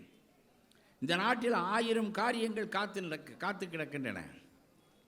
அதையெல்லாம் விட்டுவிட்டு ஒரு கூறுகெட்ட முதலமைச்சர் அவர் என்பதற்கு நான் ஒரு கதை சொல்லுகிறேன். ஒரு ஊரிலே ஒரு ஆண்டி இருந்தான். அவன் கோயிலில் சங்கூதுவான், சேகண்டி அடிப்பான். அந்த இடத்துக்கு பக்கத்தில் நிறைய நிலங்கள் இருந்தன. ஒரு பெரிய கோனார் ஒருத்தர் பெரிய ஆட்டுக்கிடையை ராத்திரிக்கு அந்த நிலத்திலே கொண்டு வந்து கிடை போட்டிருந்தார். அப்பொழுது 2 திருடர்கள் அந்த பக்கமாக வந்தார்கள். இந்த ஆண்டி படுத்திருப்பது அவர்களுக்கு தெரியாது. அந்த இடத்துல நின்று பேசி கொண்டார்கள். டேய், கோனார் பெரிய கடை போட்டிருக்காரு, கொளுத்து ஆடா 2 ஆடை தூக்க வேண்டியதா அப்படின்னு 2 பேர் பேசிக்கிறாங்க. உடனே இந்த ஆண்டி எந்திரிச்சிட்டான். எந்திரிச்சு என்ன என்ன என்ன சொன்னீங்க என்ன? டேய், நீ யாரா, நீ எங்கேடா இருந்தாயின்னா? நான் எப்போவும் இங்கே தான் இருப்பேன், அது இருக்கட்டும், நானும் வர்றேன் உங்களோடினா. டேய், நாங்கள் எந்த வேலைக்கு போகிறோம், அதை விட்டு நானும் வர்றேன்னு சொல்கிறியடா, உனக்கு அறிவு இருக்கான்னு இவங்க 2 திருடங்களும் கேட்டாங்க. அதெல்லாம் இல்லை, எனக்கு தினம் சங்கூதி சேகண்டி அடித்து சலிச்சு போச்சு. 40 வருஷமாக தினம் சங்கு தான் ஊதுறேன், எனக்கு சலிச்சு போச்சு. ஏதாவது ஒன்று புது உற்சாகத்தோட த்ரில்லோடு ஏதாவது ஒன்று செய்யணும்னு எனக்கு தோணுது. அதனால தான் நானும் உங்களோட சேர்ந்துக்கிறேன், எனக்கு உற்சாகம் வரும் அப்படின்னா. உடனே ஒருத்தன் சொன்னான், சரி வந்து தொலைச்சிட்டு போகிறான்டா, அவனும் ஒரு ஆட்டை தூக்கின்னு வருவான்லன்னேன். உடனே சரி வந்து தொலைனாங்க. இந்த ஆண்டி படுத்திருந்த இடத்துல அவனுக்கு சங்கை கழட்டி வச்சுருந்தேன். அவன் எப்போவும் சங்கை ஒரு பெரிய கயத்தில் கட்டி கம்பு கூட்டுக்குள்ளே கோர்த்துக்குவான். அப்படி தான் அவன் சங்கை வச்சுருக்கிறது வழக்கம். இப்போ இந்த சங்கு பக்கத்தில் இருந்துச்சு. இவன் புறப்பட்டவுடனே சங்கை எடுத்து கம்பு கூட்டில் கோர்த்தான். கோர்த்தவுடனே அந்த திருடன் கேட்டான், டேய், இதே எதுக்குடா எடுக்கிறான்னு கேட்டான். அதை பற்றி நீ எதுக்கு பேசுகிற? அது என் கைகால் மாதிரி, என் உடம்பில் ஒரு அங்கம் மாதிரி, அது இல்லாமல் நான் இருக்க மாட்டேன். அது பாட்டுக்கு ஏன் கம்பு கூட்டுக்குள்ளே தொங்குது, உனக்கு என்ன சிரமம் வந்துச்சுன்னு கேட்டேன் ஆண்டி. சரி தொலையட்டும்டா, வாடா போவோம் அப்படின்னு சொல்லி இவனையும் கூட்டிக்கின்னு போனாங்க. போனோன்னா அந்த 2 திருடங்களுக்கும் எப்படி ஆட்டை பிடிக்கிறதுன்னு தெரியும். அதனால் போய் நறுக்குன்னு பிடிக்க வேண்டிய இடத்துல பிடிச்சாங்க. அது நினச்சி அதோட முடிஞ்சிச்சு, தூக்கி தோளில் போட்டாங்க. இந்த ஆண்டிக்கு இது பழக்கம் இல்லை. அதனால் கையை விட்டு பிடிக்கக்கூடாத இடத்த பிடிச்சிவிட்டேன். அது ஒரேடியாக மேன்னு கத்தினோடனே திருடங்க பயந்துட்டாங்க. 10 காவக்காரன் இருக்காங்க. திருடங்க பயந்துட்டாங்க. உடனே இவங்கிட்ட சொன்னாங்க, டேய் கூறுகட்ட ஆண்டி, சங்க புடிடா சங்க புடிடான்னாங்க. எடுத்தான் சங்க நம்ம ஆண்டி, பிடிச்சான் ஒரே புடி, இருக்க காவக்காரன் பூரா எழுந்திரிச்சிட்டான். அட கூறுகட்ட ஆண்டி, சங்கு எதுன்னு தெரியாதவனுக்கு ஆடு திருடுற இடத்துல என்னடா வேலை? அவன் கழுத்தை பிடிங்கிறான், இவன் சங்கை பிடிக்கிறான். அதுபோல் நம்ம பழனிசாமிக்கு எதுக்கு திட்டம் போடணும், எதுக்கு திட்டம் போடக்கூடாது, எதுக்கு 10,000 கோடி செலவு பண்ணணும் என்கின்ற கூறே இல்லாத ஒரு முதலமைச்சர், கூறுகட்ட ஆண்டி இந்த நாட்டினுடைய முதலமைச்சராக இருக்கிறார் என்பதை நீங்கள் எண்ணி பார்க்க வேண்டும். இந்த கூறுகட்ட ஆண்டிக்கு ஒரு முடிவு கட்ட வேண்டிய தேர்தல் இந்த தேர்தல் என்பதை நான் உங்களுக்கு சொல்லிக்கொள்ள வேண்டும் என்று விரும்புகிறேன். இவர் மட்டும் இல்லை, மோடி, இவர் சின்ன எடப்பாடி, மோடி பெரிய எடப்பாடி. இவர் சேலத்துக்கு 8 வழி பாதை போடுறேன்னு 10,000 கோடியை வேட்டடிக்கிறார். நம்முடைய மோடி என்ன செய்கிறார் தெரியுமா? அவருடைய சொந்த ஊர் அகமதாபாத், இவருக்கு சேலம் என்பது போல் அவருக்கு அகமதாபாத். அகமதாபாத்திலிருந்து அவர் பம்பாய்க்கு செல்வதற்கு ஒரு புல்லட் ரயில் திட்டத்தை அவர் ஏற்பாடு செய்தார். புல்லட் ரயில் என்பது அம்பு போல செல்லக்கூடிய ஒரு ரயில். 1 மணி நேரத்தில் 300 கிலோமீட்டர் போகும். சென்னையில் புறப்பட்டு 1.25 மணி நேரத்தில் திருச்சி போய்விடும். அவ்வளவு வேகம், விமானத்தை விட வேகம். அந்த ரயில் திட்டத்தை இவர் தன்னுடைய ஊரில் போட்டு அந்த பெருமையை பெற்றுக்கொள்ள வேண்டும் என்று கருதி அந்த திட்டத்திற்கு திட்டம் போட்டார். அதனால் ஏராளமான நிலங்கள் எடுக்கப்பட்டன, கொல்லப்பட்டன, மக்களிடம் எதிர்ப்பு வந்தது என்பதெல்லாம் இருக்கட்டும். அந்த ரயில் திட்டம் போடப்பட்டாலும் விமானத்தை விட அதனுடைய கட்டணம் கூடுதலாக இருக்கும். பணக்காரர்கள் தான் அதில் பயணம் செய்ய முடியுமே தவிர ஏழைகள் இதில் பயணம் செய்ய முடியாது. ஏராளமான ஏழைகள் பயணம் செய்ய வேண்டிய ரயில் திட்டங்கள் எல்லாம் காத்திருக்கின்ற போது புல்லட் ரயில் திட்டத்திற்கு என்ன கட்டாயம்? நம்முடைய எடப்பாடி சேலத்திற்கு போட்ட திட்டம் போன்றது அது. அதற்கு 1.25 லட்சம் கோடி ரூபாய் தேவைப்பட்டது. அதற்கான பணம் நம்முடைய இந்திய அரசாங்கத்திடம் இல்லை. ஆகவே இதை போய் ஜப்பானிடம் கடனாக வாங்கி நம்முடைய மோடி அந்த திட்டத்தை இப்பொழுது நிறைவேற்றி கொண்டிருக்கிறார். இந்த 1.25 லட்சம் ரூபாய்க்கு வட்டி எவ்வளவு, வாங்கியிருக்கிற கடன் எவ்வளவு? இது சரியான திட்டமா என்று கேட்கிறேன். இந்த நாட்டில் ஏராளமான ரயில் திட்டங்கள் காத்திருக்கிற போது எதற்காக புல்லட் ரயில் திட்டம்? நம்முடைய எடப்பாடி ஆத்திக்கடவு வாய்க்கால் திட்டம் என்ற ஒரு திட்டம் 50 ஆண்டு காலமாக நம்முடைய நாட்டிலே அது காத்திருப்பில் இருக்கிறது. 50 ஆண்டு காலமாக கோயம்புத்தூரில் அந்த திட்டத்திற்கு இப்பொழுது கால்கோள் விழா மட்டும் நடத்தியிருக்கிறார்கள். அதை நடத்துவார்களோ மாட்டார்களோ, இதை நடத்துவதற்கு எடப்பாடியினுடைய ஆட்சி இருக்கப் போவதில்லை என்பது வேறு. ஆனால் அந்த வாய்க்கால் திட்டத்தை ஏன் 60 ஆண்டு காலமாக நடத்த முடியவில்லை என்று சொன்னால், வெறும் 1500 கோடி ரூபாய் தேவைப்படுகின்ற அந்த திட்டத்தை நடத்த முடியாததற்கு காரணம் தமிழ்நாடு அரசாங்கத்திடம் பணமில்லை பணமில்லை பணமில்லை என்று சொல்லி மாற்றி மாற்றி தள்ளிக்கொண்டே வந்தார்கள். அந்த திட்டம் நிறைவேற்றப்பட்டிருந்தால் 1.25 லட்சம் ஏக்கருக்கு பாசனம் கிடைத்திருக்கும், பல ஊர்களுக்கு குடிநீர் கிடைத்திருக்கும், அந்த பகுதி மிகப்பெரிய வளம் பெற்றிருக்கும். 1.25 லட்சம் ஏக்கர் வளம் பெறுமானால் குக்கர்களையும் மற்றவற்றையும் மக்களே வாங்கிக் கொள்வார்கள், மிக்சிகளையும் ஃபேன்களையும் அவர்களே வாங்கிக் கொள்வார்கள். ஆனால் நீங்கள் அடிப்படை ஸ்ட்ரக்சர் என்று சொல்வார்களே, அத்தகைய அடிப்படைகளை உருவாக்குவதில்லை. இந்த சமயத்திற்கு ஃபேன் கொடு, இந்த சமயத்திற்கு குக்கர் கொடு, இந்த சமயத்திற்கு கிரைண்டர் கொடு, மிக்சி கொடு என்று சொல்லித்தான் நீங்கள் இந்த திட்டங்களை நிறைவேற்றி மக்களை சரி பண்ணி வைத்திருக்கிறீர்களே தவிர, நிரந்தரமான திட்டங்களின் மூலமாக நாடு வளப்பெறுகின்ற நிலைமை இன்றைக்கு இல்லை. நான் ஒன்று சொல்லுகிறேன், நாடு எப்படி ஆளப்பட வேண்டும் என்பதற்கு சொல்லுகிறேன். 1000 ஆண்டுகளுக்கு முன்பு வீரநாராயண சோழன் என்ற ஒரு சோழன் தன்னுடைய பெயரால் ஒரு பெரிய ஏரியை கொள்ளிடத்தில் கட்டினான். அதற்கு வீராணம் ஏரி என்று பெயர். அந்த ஏரி அதாவது விரிவு கொண்டு பாய்ந்தால் காவிரி நீர் கரை புரண்டு காவிரி நீர் கரை புரண்டு பாய்ந்தாலும் வீராணம் ஏரி வெடிவுக்கு காணாது என்று சொல்வார்கள். அவ்வளவு பெரிய ஏரி. நீங்கள் கடலினுடைய எல்லையை பார்க்க முடியும், வீராண ஏரியினுடைய எல்லையை பார்க்க முடியாது. அவ்வளவு பெரிய ஏரி. அந்த ஏரி அந்த பகுதி முழுவதையும் சோழ மண்டலம் முழுவதையும் வளமாக ஆக்கி வைத்திருக்கிறது. 1000 ஆண்டுகளுக்கு முன்பு ஒரு அரசன் மிக்சி கொடுக்கவில்லை, ஃபேன் கொடுக்கவில்லை, மற்றவற்றை கொடுக்கவில்லை. இந்த நாட்டு மக்களுக்கான விவசாயத்திற்காக ஒரு பெரிய ஏரியை அமைத்தான். 1 ஆண்டு 2 ஆண்டு அல்ல, தன்காலத்து மக்களுக்கு அல்ல, 5 ஆண்டு தேர்தல் வருகின்ற காலம் வரையிலும் அல்ல, 1000 ஆண்டுகளாக அந்த வீராணம் ஏரி மக்களுக்கு இன்றைக்கு வரையிலும் பயன்படுகிறது. சென்னைக்கு குடிநீர் தருவதற்கு அந்த வீராணம் ஏரி பயன்படுகிறது. ஆட்சி என்பது அதுதான். நிலையாக மக்களுக்கு சிறந்த திட்டங்களை போட்டு தன்காலத்திற்கு மட்டுமல்லாமல் வரும் காலத்து மக்களெல்லாம் பயன்படுத்தி கொள்ளுமாறு எவன் ஆளுகிறானோ அவன்தான் சிறந்த அரசன். கரிகால் பெருவளத்தான் என்கின்ற மன்னன் 2000 ஆண்டுகளுக்கு முன்பு கல்லணையை காவிரிக்கு குறுக்கே கட்டினான். இன்றைக்கு இருக்கிற பொறியியல் விரிவுகள் அன்றைக்கு இல்லை. சிங்களத்தை தோற்கடித்து சிங்கள கைதிகளை இங்கே கொண்டு வந்து அவனுக்கு போடுகின்ற சோர் வீணாக போக வேண்டாம் என்று சொல்லி அவர்களை வேலை பார்க்க வைத்து கல்லணையை கட்டினான். 2000 ஆண்டுகளாக அந்த கல்லணையின் மூலமாக கால்வாய்கள் பயன்பெற்று பாசனம் நடைபெற்று பயிர்கள் விளைகின்றன. நான் சொல்லுகிறேன், அப்படிப்பட்ட சிறந்த திட்டங்களை போடுகின்ற ஆற்றல் இந்த ஆட்சியாளர்களுக்கு இல்லை. கலைஞர் காலத்தில் எவ்வளவோ சிறந்த திட்டங்கள் எல்லாம் போடப்பட்டன. காமராஜர் காலத்தில் சாத்தனூர் அணை என்ன, வைகை அணை என்ன, எங்கு பார்த்தாலும் மின்சாரங்கள் கம்பிகள் நீட்டப்பட்டு கிராமங்களுக்கு மின்சாரம் கொண்டு செல்கின்ற காலம் இருந்தபோது இந்த வெறும் பொங்கலுக்கு 1000 ரூபாய் கொடுக்கிறேன், அதற்கு 2000 கோடி செலவு செய்கிறேன் என்கின்ற முட்டாள்தனம் காமராஜர் காலத்தில் இல்லை, அண்ணா காலத்தில் இல்லை, கலைஞர் காலத்தில் இல்லை, இந்த எடப்பாடி காலத்தில். ஏனென்றால் இவர்களிடம் ஒன்றுமில்லை, பொக்கையான மனிதர்கள். ஆகவே இவர்களுக்கு இது போன்ற காரியங்களை செய்வதன் மூலம்தான். பொங்கலுக்கு பானை கொடுப்போம், கலைஞர் காலத்தில் கரும்பு கொடுப்போம், பச்சரிசி கொடுப்போம். ஏதோ தகப்பன் தன் மக வீட்டுக்கு சீர் கொடுத்து விடுவது போல் ஒரு அரசாங்கம் இது போன்ற சீர்களை, பச்சரிசி, பானை, கரும்பு, வெல்லம், இது போன்ற பொருட்களை பிரியமாக கொடுக்கின்ற போது அரசாங்கம் தாயினுடைய இடத்தை வைக்கிறது. கலைஞர் காலத்தில் அப்படித்தான் நடந்தது. இப்பொழுது 1000 ரூபா 1000 ரூபா ஏன் கொடுத்தாங்க தெரியுமா? போன பொங்கலுக்கு கொடுத்தாங்களா? கொடுக்கல. இந்த பொங்கலுக்கு தேர்தல் வருது, ஆகவே கொடுத்துருக்காங்க. அடுத்த பொங்கலுக்கு கொடுக்க மாட்டாங்க. தேர்தல் முடிஞ்சு போயிடும், எடப்பாடி வீட்டுக்கு போயிடுவார், சங்கி ஊதிடுவாங்க. அதுக்கப்புறம் அடுத்த பொங்கலுக்கு வராது. இது என்ன கேவலமான ஆட்சி என்று கேட்கிறேன். இதற்கு 2000 கோடி ரூபாய் தமிழ்நாட்டு அரசாங்கத்தினுடைய பணம் ஒதுக்கப்பட்டிருக்கிறது. மக்களிடம் லஞ்சமாக கொடுக்கிறேன் என்று சொல்லாமல் அரசு பணத்தை பரிசாக கொடுக்கிறேன் என்று சொல்லுகிற முறை. 2000 ரூபாய் வறுமை கோட்டிற்கு கீழே இருக்கின்ற மக்களுக்கு எங்களுடைய அரசு தருவதற்கு தயாராக இருந்தது. இந்த ஸ்டாலின் கோர்ட்டுக்கு போய் அந்த பணத்தை கொடுக்க விடாமல் தடுத்து நிறுத்திவிட்டார் என்று குற்றம் சொல்லுகிறார்கள். நான் கேட்கிறேன், இந்த பணத்தை நீ தேர்தலுக்கு அப்புறம் கொடுத்தால் ஸ்டாலின் கோர்ட்டுக்கு போக மாட்டார். இந்த பணத்தை நீ ஓராண்டுக்கு முன்னால் கொடுத்திருந்தால் ஸ்டாலின் கோர்ட்டுக்கு போயிருக்க மாட்டார்.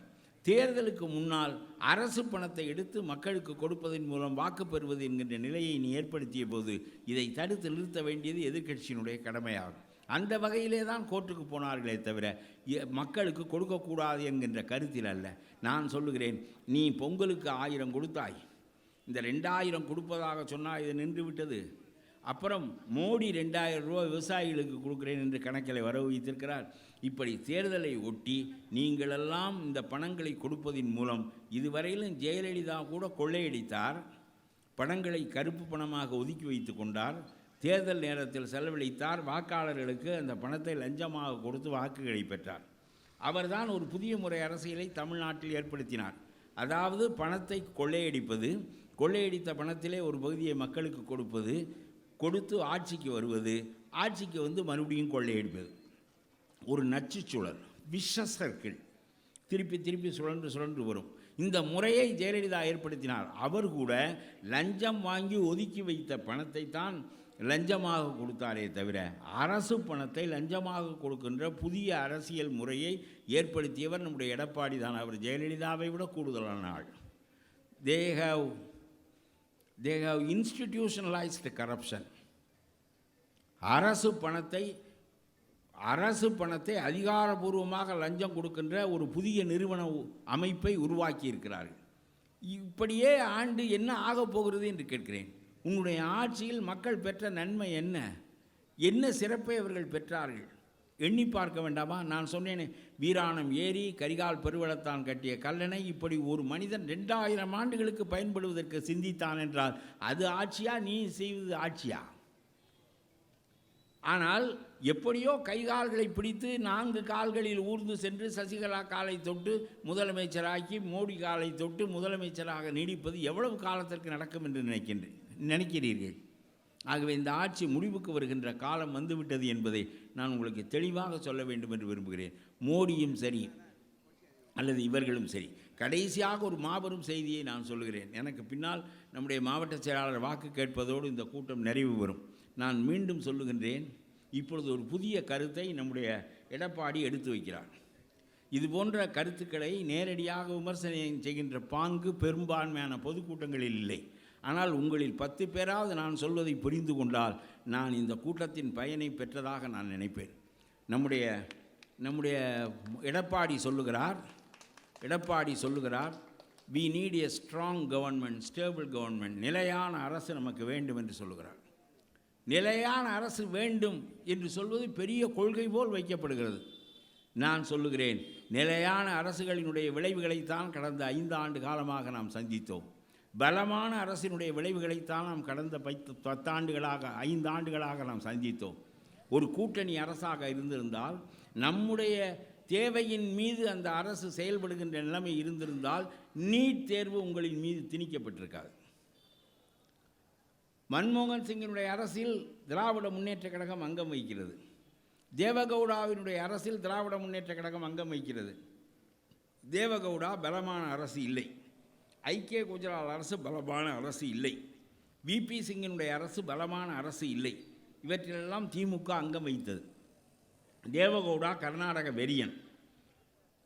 நாம் தாயினுடைய பாலுக்கு அடுத்தபடியாக எதை பெருமையாக கருதுகிறோமோ அந்த காவிரி நீரை நமக்கு தரக்கூடாது என்று சொல்லுகின்ற ஒரு கொடியவன் தேவகவுடா. ஆனால் அந்த மனிதன் தலைமை அமைச்சராக இருந்தபோது கலைஞருடைய கட்சி அதில் அங்கம் வைத்தது. தேவகவுடாவால் மேகதாது அணையை கட்ட வேண்டும் என்று தீர்மானம் கொண்டு வர முடியவில்லை. கொண்டு வர முடியாததற்கு காரணம் தன்னுடைய நாட்டுக்கு செய்யக்கூடாது என்பதல்ல, மாற்று நாட்டை வஞ்சிக்கக்கூடாது என்பதல்ல, தன்னுடைய பதவி பறிபோய்விடும் என்கின்ற எண்ணம். நம்முடைய பலத்திலே தான் அந்த அரசாங்கம் நின்ற காரணத்தினால் நமக்கு எதிரான எந்த திட்டத்தையும் கொண்டு வருகிற ஆற்றல் சாதாரணமான அரசாங்கங்களுக்கு இல்லை. அதுபோல விபி சிங் அரசு நம்முடைய பிற்பட்டோர் நலக்கொள்கையை எடுத்துக்கொண்டு நாடு முழுவதும் அமல்படுத்தியது. எப்பொழுதெல்லாம் உங்களுடைய தயவில் மைய அரசாங்கம் இருக்கிறதோ அப்பொழுதெல்லாம் உங்களுக்கு தீங்கு செய்ய அவர்களால் முடியாது. எப்பொழுதெல்லாம் அந்த அரசு பலமான அரசாக இருக்கிறதோ அந்த அரசு தான் விரும்பியபடி திட்டங்களை போடும், நீட் தேர்வை உங்கள் மீது திணிக்கும். அது மட்டுமல்ல, மேகதாதுவில் அணை கட்டுவதற்காக அனுமதியை கொடுத்திருப்பது, இப்பொழுது சமீபத்தில் கொடுத்திருப்பது மோடியினுடைய அரசு. ஏன் கொடுத்தா என்று கேட்பதற்கு சக்தி நமக்கு ஏன் இல்லை என்றால் அவன் பெரும்பான்மையை பெற்றிருக்கிறான்.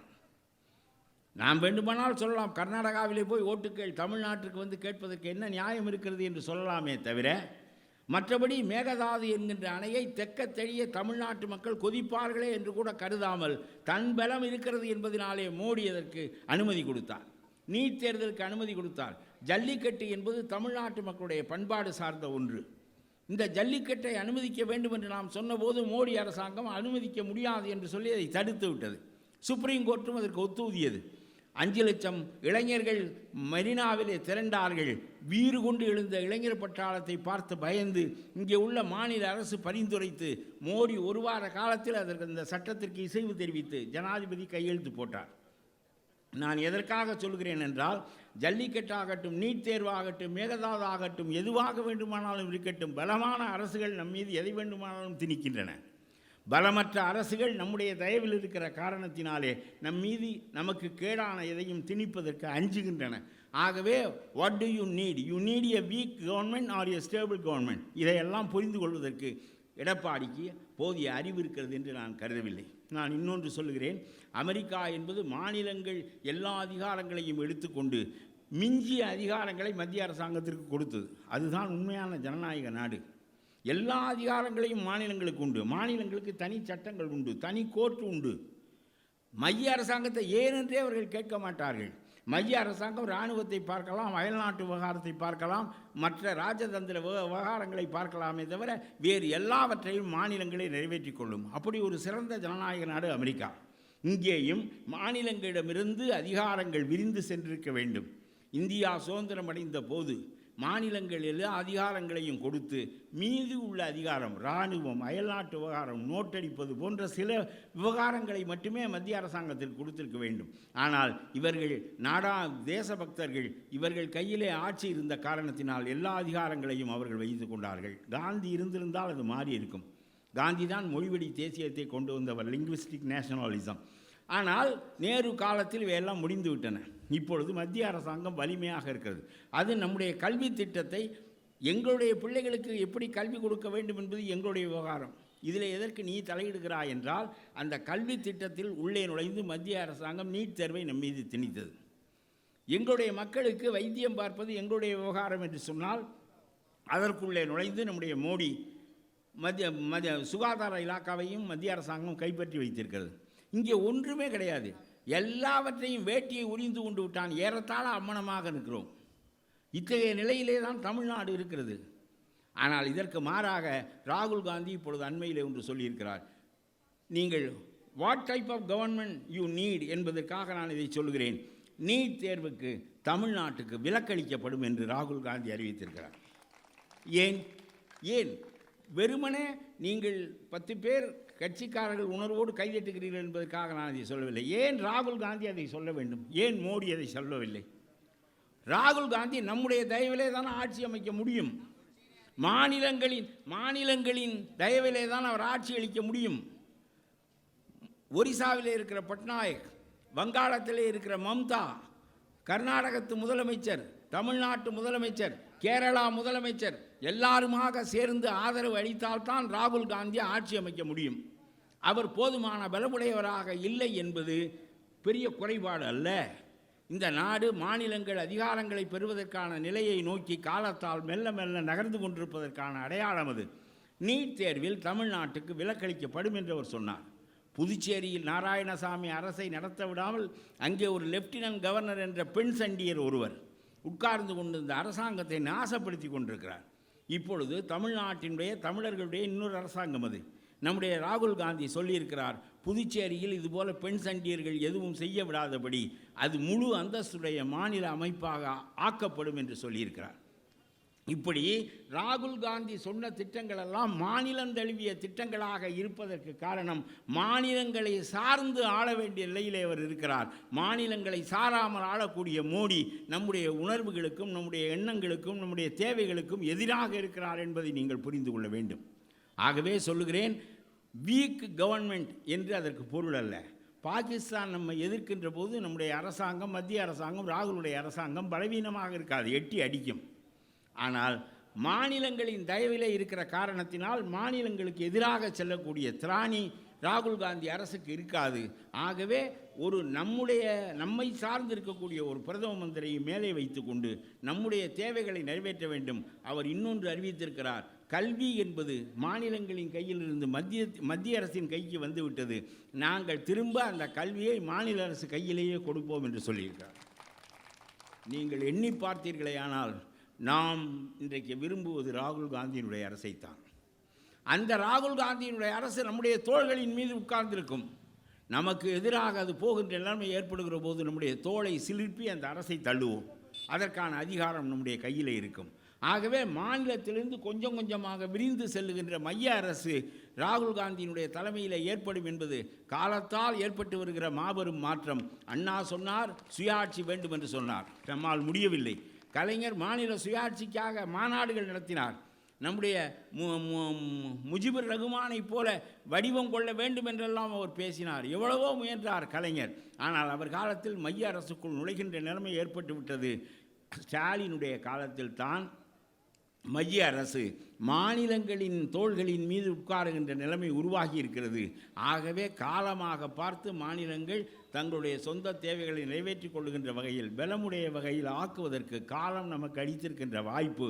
இந்த வாய்ப்பு ஸ்டாலின் காலத்தில் அமைந்திருக்கிறது. இந்த காலம் என்பது அடுத்த கட்டத்திற்கு செல்லுகின்ற காலம். இந்த காலம் என்பது மைய அரசு மாநிலங்களை சார்ந்திருக்க வேண்டிய காலம். அதன் காரணமாக மாநிலங்கள் தங்களுடைய உரிமைகளை இழக்காத காலம் என்று சொல்லி, ஆகவே இவையெல்லாம் நிறைவேற வேண்டும் என்று சொன்னால் 4ஆம் தலைமுறை தலைவராகிய ஸ்டாலின் தலைமையில் இந்த திராவிட இயக்கம் நடந்து கொண்டிருக்கிறது. ராமதாஸ் சொல்லுகிறார், இனிமேல் திமுகவுக்கு வேலை இல்லை என்று சொல்லுகிறார். திமுகவுக்கு இனித்தான் வேலை இருக்கிறது என்பதை நான் உங்களுக்கு சொல்ல வேண்டும் என்று விரும்புகிறேன். திமுகவுக்கு இனித்தான் வேலை இருக்கிறது. ஆகவே மீண்டும் மாநிலங்கள் தங்களுடைய உரிமையை பெறவும், இந்துத்துவா என்கின்ற மதவெறி பிடித்த சக்திகள் ஒழித்து கட்டப்படவும் ஸ்டாலினுடைய தலைமையில் திமுக வீறு கொண்டு நிற்கும். அதற்கு தயாநிதி மாறன் மிகப்பெரிய அளவிற்கு ஒரு சக்தியாக விளங்குவார். மத்திய வேட்பாளராக நிற்கின்ற அவரை நீங்கள் உதயசூரியன் சின்னத்தில் வாக்களித்து பெரிய வெற்றியடைய செய்து இந்தியாவின் மாறுதலுக்கும் தமிழ்நாட்டினுடைய மாறுதலுக்கும் அவற்றினுடைய முகங்களை மாற்றுவதற்கும் நீங்கள் துணையாக இருக்க வேண்டும் என்று கேட்டு, இந்த நல்ல வாய்ப்பை எனக்கு தந்த சேகர் பாபுவுக்கு என்னுடைய நெஞ்சார்ந்த நன்றிகளை சொல்லி, நம்முடைய விஜயகுமாருக்கு என்னுடைய பாராட்டுக்களை தெரிவித்து உங்களிடமிருந்து விடைபெறுகின்றேன். வணக்கம். இந்த வீடியோ உங்களுக்கு பிடிச்சிருந்தா ப்ளீஸ் லைக் அண்ட் ஷேர் பண்ணுங்க. மறக்காம எங்க சேனலை சப்ஸ்கிரைபும் பண்ணுங்க.